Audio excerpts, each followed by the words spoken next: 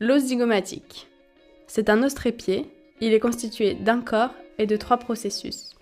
Le processus frontal ou supérieur pour l'os frontal. Le processus temporal ou postérieur pour l'os temporal. Le processus maxillaire pour l'os maxillaire.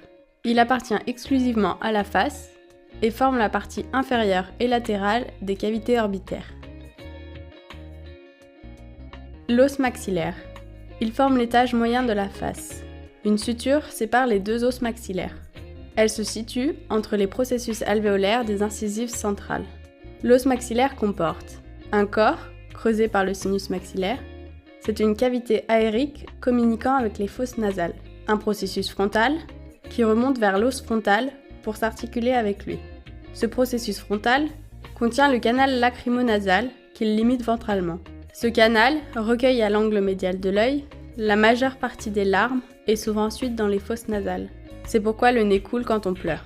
Des processus alvéolaires qui supportent les alvéoles dentaires de la denture supérieure. On voit aussi un foramen infraorbitaire pour livrer passage à un nerf.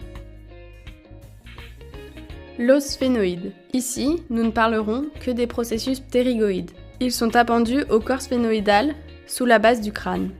Ils sont verticaux et descendent vers le bas. Sur ces processus s'insèrent des muscles profonds de la face. Les processus ptérygoïdes forment la limite médiale de la fosse infratemporale. Les os nasaux. Sous l'os frontal, en avant de l'os maxillaire, on trouve les os nasaux droit et gauche.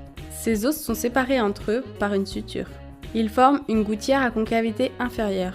Ils forment le plafond des fosses nasales et surmontent l'orifice nasal, aussi appelé orifice piriforme. Ils sont encadrés par les processus frontaux des os maxillaires.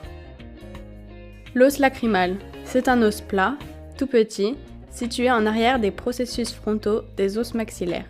Il participe au canal lacrymonasal. Il forme la partie postérieure ou dorsale de ce canal.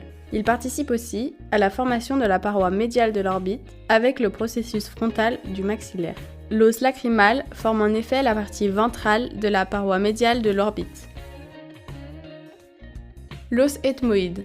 Cet os complexe, situé en arrière de l'os lacrymal, comporte 2 masses latérales qui participent à la paroi de l'orbite. La face latérale de la masse latérale forme la partie dorsale de la paroi médiale de l'orbite. Entre les masses latérales se situent les fosses nasales séparées par la lame perpendiculaire de l'ethmoïde. Les cornets supérieurs et les cornets moyens s'insèrent à la face médiale des masses latérales. L'ethmoïde est en rapport avec l'os maxillaire, l'os frontal, l'os sphénoïde et l'os lacrymal. Attention,